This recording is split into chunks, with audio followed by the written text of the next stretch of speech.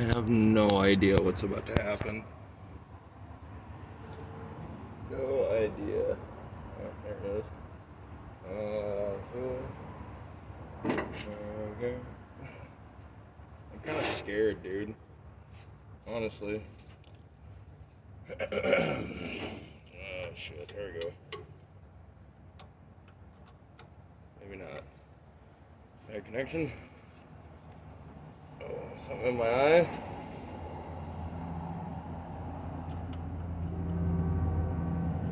Stick that to that rust a little bit better.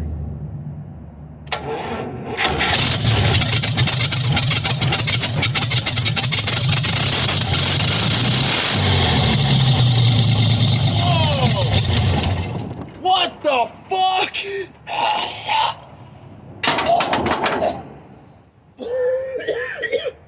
What the fuck? I'm scared. I'm really scared. Holy shit. I did not expect that, folks. That's ground. Let's take it off the source. There we go. Right? This is sorry about the shaky camera. I have no idea how long this has been sitting. I picked it up on trade. It looked good from the pictures. You know, it's nighttime. It's kind of hard to see, but you know, you can see paint there. I mean, it's not that filthy. So I figured it wasn't puking oil everywhere for very long, if at all. I bought a new oil filter for it there.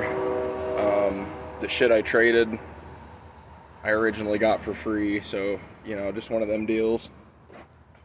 And, yeah. Wow. It's a 305 V6. Oh, we did develop some oil pressure. This line's crimped off over here. You can't really see it, but 305 V6. There was some larger versions from the same engine family, as big as like 470 some cubic inches in a V6, which is pretty crazy. I believe they were workhorse motors for the most part. They ran from 1959 to 1974, or maybe through 1974. Torque comes online at like 2200 RPM, so that's kind of impressive. But just a massive casting, the block and everything. This engine weighs like 800 pounds. For the last 2 days, it's been tucked over in the corner of my pickup box there, behind the rear axle for whatever reason.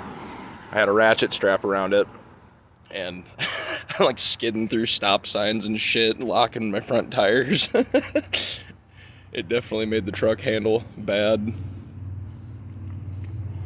But hopefully we'll get another video here in a second, maybe.